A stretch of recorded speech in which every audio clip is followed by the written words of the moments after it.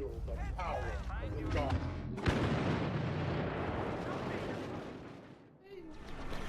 Hey guys, I hope you're hungry. Welcome back to Full and Sense. This is War Stories, and today I am joined by HolyDiver and CyannSentry to do a discussion, review, recap of Harry Potter and the Cursed Child. We're going to do our kind of general impressions at first, but then we're going to move into spoiler territory because we're all of the opinion that talking about really anything with the real plot of the play gives away too much. So, to that end, CyannSentry, why don't you tell us what you thought? Okay, so I know it's fully problematic, and there are a lot of things that I think should have been done differently, or not done at all, or should have had in it. But I enjoyed the read. It was fun. It was a fun experience for me. I just basically lay down in bed and just read it straight through, and I felt compelled to read it. Like it was a fun thing for me, but it was a little fan fiction-y and not the best things. HolyDiver, what are your general impressions? Yeah. I don't know, when I think, because see, Cyan, you're like by far the biggest Harry Potter fan I know. Yeah. And like this is a lady who went to Harry Potter World for her honeymoon and had like a massive Harry Potter feast for her most recent birthday. Right. And when we were talking about it last night, you described it as decent fan fiction. Yeah. If that's not just the yeah, worst it's literally not even the best fan fiction I've read. Like that fan made. I think you showed it to me. That fan made. Chris did. It's Severus Snape and the Marauders. Oh yeah. That thing's awesome. That was amazing. That was better to me than this. Which is not to say that I'm sad I read it, sad I bought it, or anything like that. It just. Yeah. I was content. It didn't do anything that really made me mad, which I was pleasantly surprised. Yeah. And I thought it was okay. Okay, so let's go ahead and really get into it. There's a lot of weird stuff in Harry Potter and the Cursed Child. Yeah. So okay, from this point forward, it's total spoilers. Why don't you go ahead and start, HolyDiver? I know you have your a list of grievances. See, here's the thing. I still have yet to actually read the entire thing. The points I made were just points I gathered from the first 50 pages. Oh wow. That I was already that bad. So a sixth of the way through. It's about 340 pages in the whole book, or the whole play script. So, okay, so the first thing I have, one of the early plot points is that there's a rumor that Draco sent his wife back in time to be impregnated by Voldemort so that he could have an heir. Which, first off, that's the most ridiculous thing I've ever heard. I understand the defense of it, but that's just dumb. I don't like it one bit. I really wish it wasn't a thing. Yeah. But completely ignoring that fact of it for now. The problem is that this rumor is apparently, widespread enough that Scorpius Malfoy, the son of Draco and Astoria, he brings it up to these new people as soon as he sees them. He's like, hey, I might be Voldemort's son. How's it going? Immediately brings them up as if this is already a widespread rumor and he's trying to get ahead of it and nip it in the bud. Yeah. And yet, so it's already widespread really, really bad for him to actually mention it. But it's not bad enough to the extent that Draco waits a full year before asking Harry to do something about it. Like... I guess my response to that, I mean, yeah, that's pretty dumb, but if I'm going to try to excuse it, it was just Malfoy's pride. Like, he just didn't want to go to Harry, because they're still very contentious at the start of the book, which is the only thing really that messed with my headcanon at all, because I was under the impression at the end of the last book that they weren't friendly, but they had reached an understanding and they were okay with each other at that point. Yeah, me too. Like that's something that surprised me. I thought that they were, had a mutual respect, or They were kind okay. of were like friends. Like, Draco ended up, turning things around for them, and as did his mother. So right. I kind of figured, they'd be alright, and they were just kind of back to their ways. Yeah. That is not how I remember it. When the last scene of them is in the 19 years later, and they're like, there's Draco, and that must be little Scorpius. And like Harry and Draco kind of give each other like a little up nod or something, but they're not. They're still. I guess they're not enemies, but they're certainly not. No positive word. Yeah. I guess, but I don't know. Maybe it was just my headcanon too that they were buddies now. Yeah. So what's your next But, point? okay, so my next point.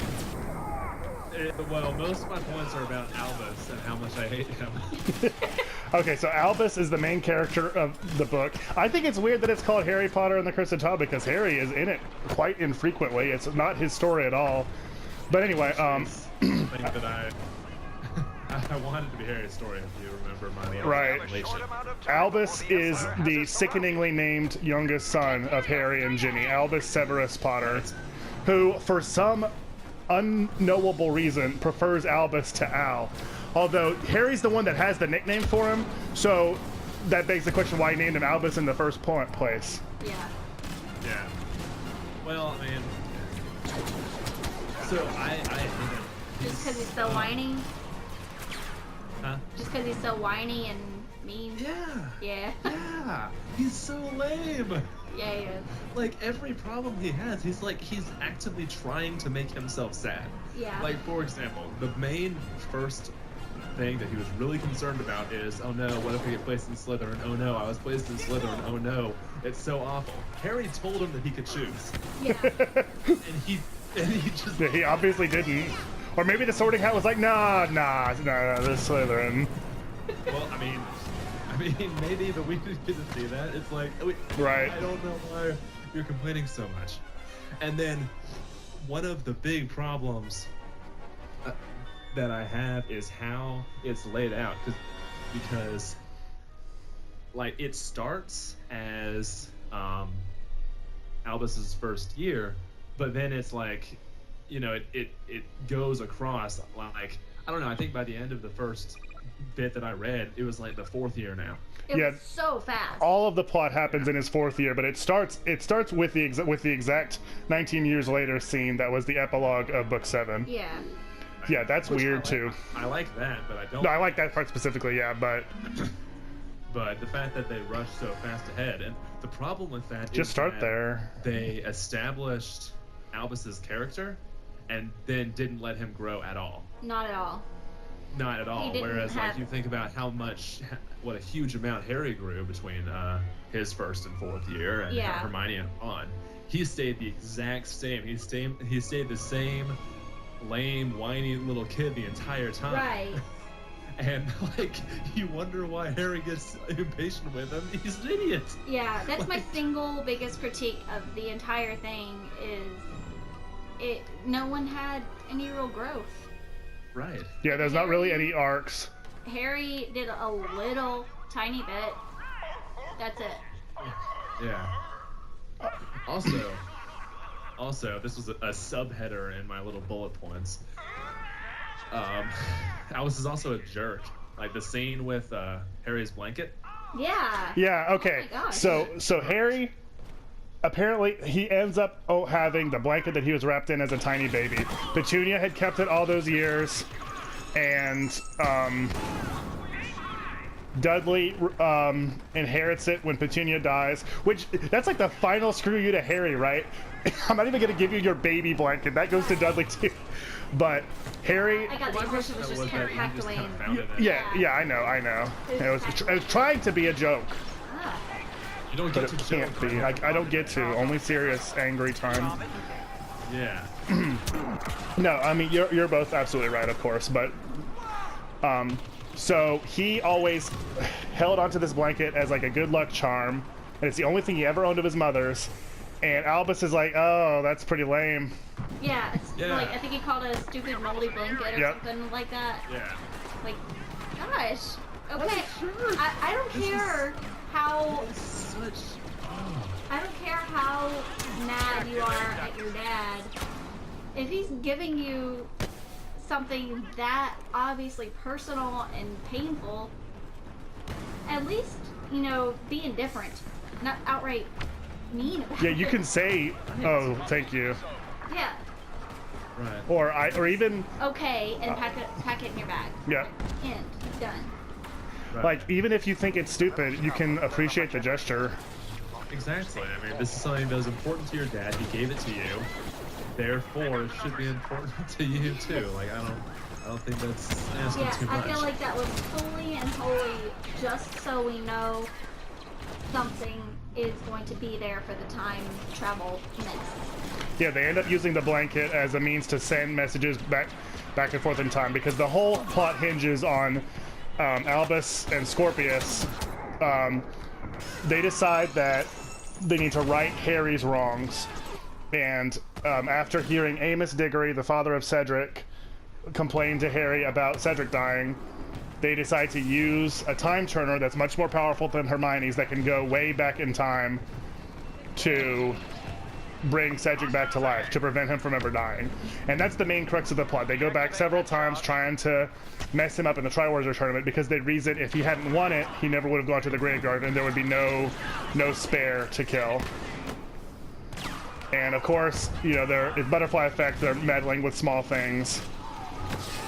But there's a time in the book where, or the play I should say, although it's complete nonsense that it has to be a play. That's so ridiculous. She just didn't want to write subplots. Yeah, that's what I feel like. She wanted to be able to skip all the other years and get straight to the fourth, so she just did little snippets.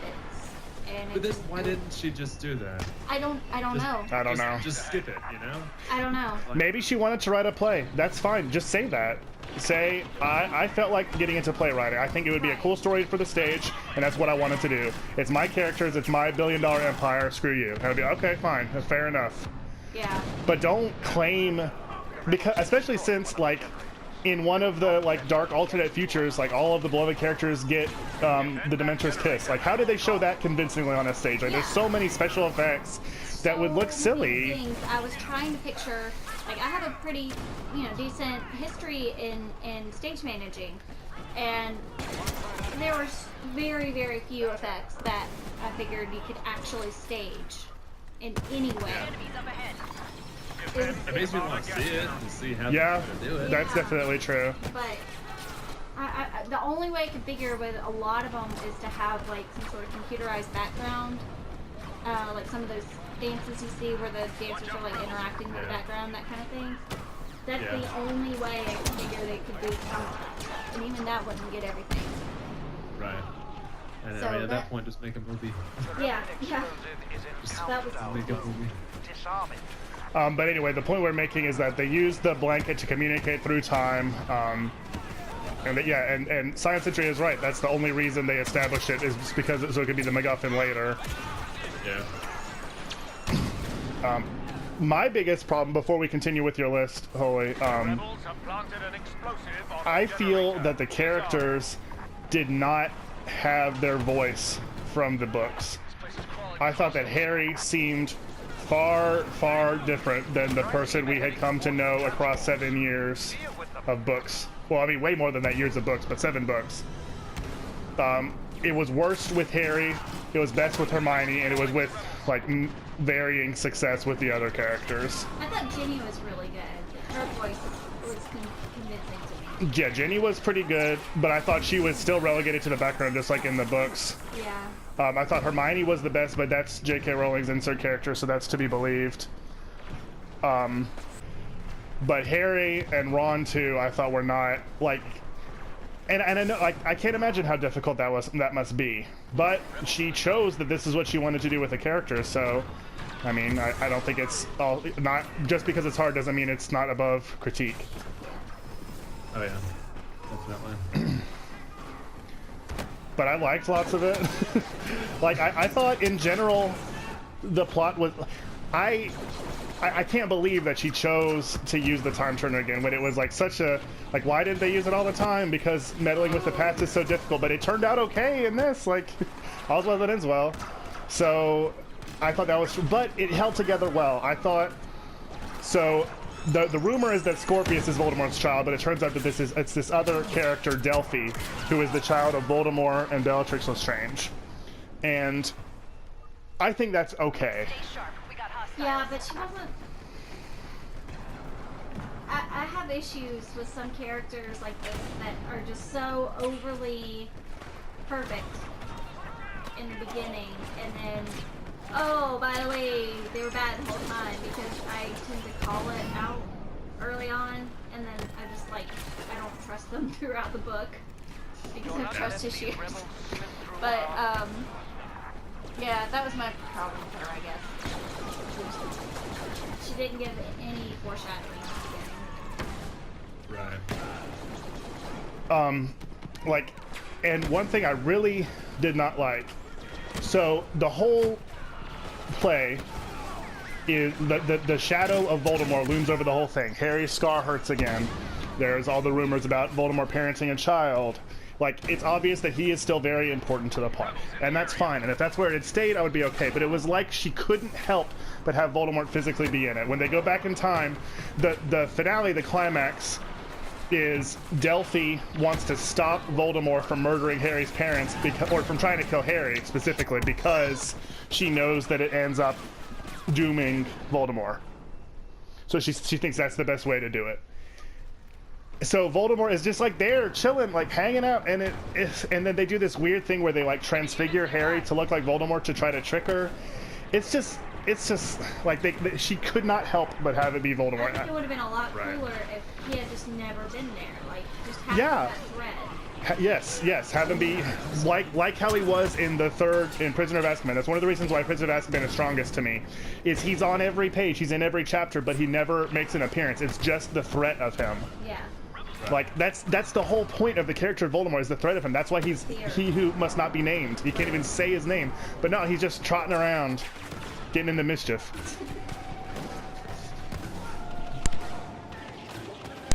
So, but I really did like it. I thought there was a lot of cool parts. I liked Scorpius Malfoy a lot. Yeah, I did too. Yeah. He was cool, and I liked that Snape had a really cool scene when they go back into. Although it's weird that he calls her Hermione, and it's really weird that Harry calls Dumbledore and not Professor. Yeah. Like how he's dead now. You don't get more familiar with him. Yeah, I didn't think about it at the time, but that's absolutely right. That was actually Iceman that brought that to my attention. I wouldn't have thought of it either. So I guess I can't fault it that much if I didn't even catch it. But Iceman was very put upon by that. So Snape called Hermione in like the in the rebel. Yeah, when they're hanging out, he calls him Ron too. That is weird, since she specifically said people call me Granger. Oh, that's right. I don't know. Maybe Iceman is crazy. Maybe. But the Dumbledore thing, yeah, I definitely. Yeah, you're right though.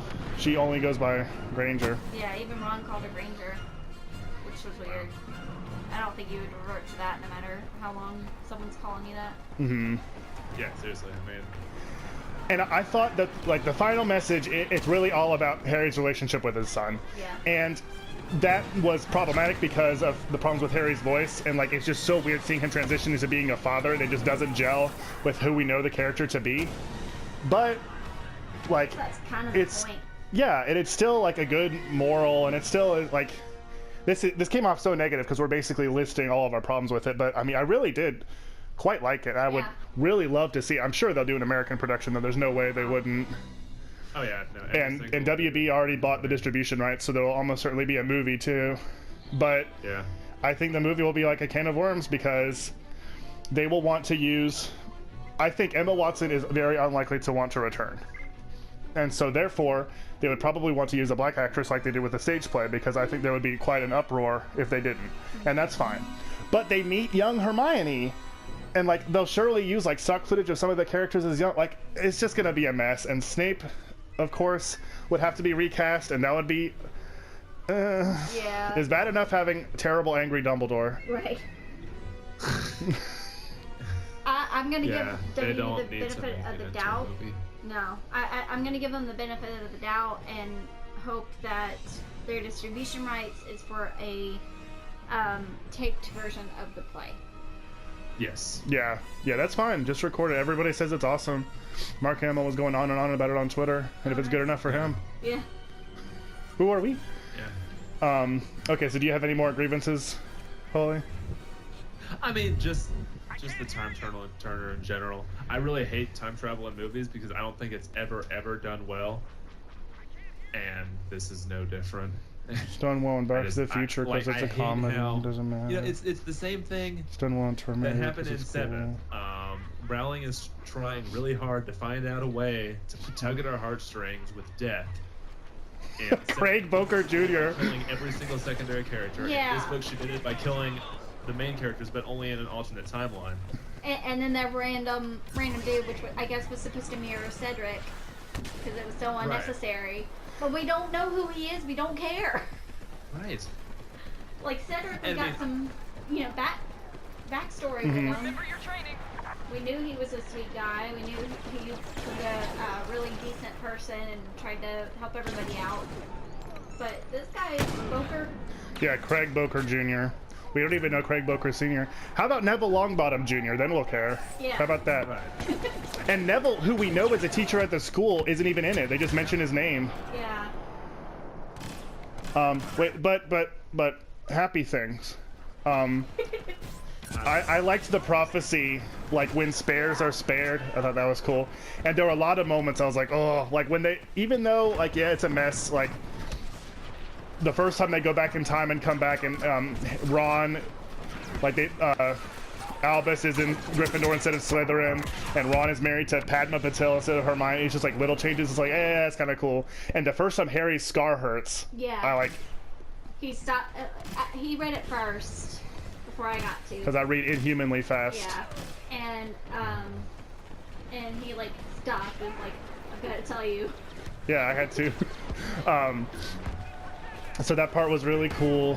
Like, there's a lot that was cool, but a lot that was weird. Yeah. I feel like it could have just. It really could have been done much better with like a couple more years of editing and rewrites, and then I would have been thrilled. I think in a lot of ways she has the stink of George Lucas up on her, where she's gonna want to fiddle. And that's fine. I'll defend George Lucas till my dying breath. Yeah, that's right, you will. And you'll pay me for the right. But, like, yes, she obviously is she's the king of the entire creative process, and that's what really hampered the prequels. So, but it was still good. Still buy it. Go watch the play. Do it. Go to bloody old England and. Like, don't take this as negative as it sounds, because we're basically, like I said, we're listing all the stuff we didn't like, and there was a lot to like. Mm-hmm. It's harder to define what you like about it, because the most... Because it was bad.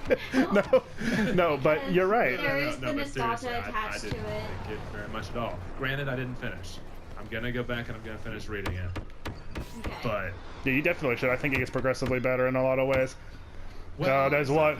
So it couldn't get much worse. There's one other thing I didn't like.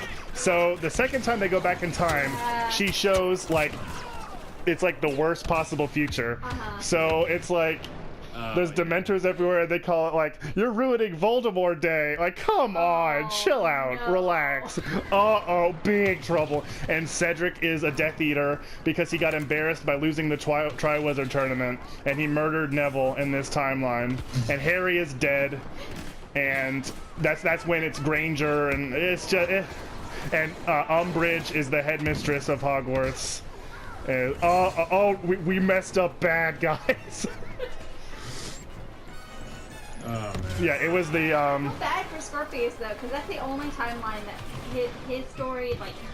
Yeah, they call him the Scorpion King. Yeah, That's when he wins. He's like the most popular guy in the school, and Which everything's great for him. And Well, because but he hates it. in that timeline, all the Malfoys are super powerful because the bad guys won. Right. So it's really all out of fear, not love, but still. Yeah, but still, like, that's the only time Scorpius gets, you know, good stuff happening for him. He usually gets neither feared nor loved. Right. So Right. he just, it's not fair. Poor little Scorpius. I like him. Right. Like, I don't know what my point is with that. Just observations. It's weird when Delphi kisses Albus because she's like 23 or 24 and he's Yeah. 14. Yeah. Yeah. See, the reason I do know the plot is I went to the spoiler like the day before it came out, and when I read that, I assumed they were like the same age, and then I read the first part of the play, and I'm like, hold up. wait a minute. I mean, the youngest she could possibly be is 19. I'm sure it was fully, like, part of her just wanting to manipulate him, but it's still weird. Not as weird as when Albus is impersonating Ron with the Polyjuice potion and kisses his Aunt Hermione full on the mouth as much as he possibly can in that amount of time. Right. That's a scene. This is Harry Potter. I didn't even know about it. Yeah, look forward to it. Oh, God. I don't know. We're being so mean. It's good. It's still good. Read it, but we're rambling. You guys got anything? Any closing thoughts? Just that it's like she read my mind and looked at what I didn't want and then put all that in. No. Okay, my only other thought is, alright, she's done the sequel. Now, we really need a prequel with the Marauders, please. Like, yesterday. Yeah. She did an interview on the day it came out and said this was the last Harry Potter story, but not the last. But she phrased it exactly like that, so she has plenty of openings. Yeah. So yeah, that's what the people want. Oh, yeah. Yeah. I want a Marauder story bad. Oh, I'm about to win. I win. Well, thank you guys so much for joining us. I hope you enjoyed the preview episode, the War Story special on Sunday. And if this video ended up going up a little bit late, I'm sorry, but I don't think it will be. So thank you guys so much once again. Thank you to CyannSentry and HolyDiver for joining me. Thanks for having me. And make sure you leave a like, subscribe, catch all the great stuff. We'll have another War Story on Thursday, and that's actually going to be War Story number 50. I'm not going to do anything special. It's just going to be a regular one. And we'll see, maybe 100 will be special. Well, there's something coming out on the day that this comes out that I'm going to review for Thursday, so I don't want to skip it just because I have maybe I'll get a little and do a thing, you know? Please do. Like a blower. Like, I can't. Yeah. Party blower? Is that what you're doing? I don't think it's a party blower. You're the party blower for calling it that. I don't know what it's called. It's a. Yeah. Yeah. No. Actually, I think she's right. It's like a party blowout. Blowout? Like a tire? Yeah. You're a blowout. At least that's what we call it at ye old Dollar Tree. Don't call anything that at Ye Olde Dollar Tree. Thank you for joining us. Subscribe. See you soon. We're full. Bye.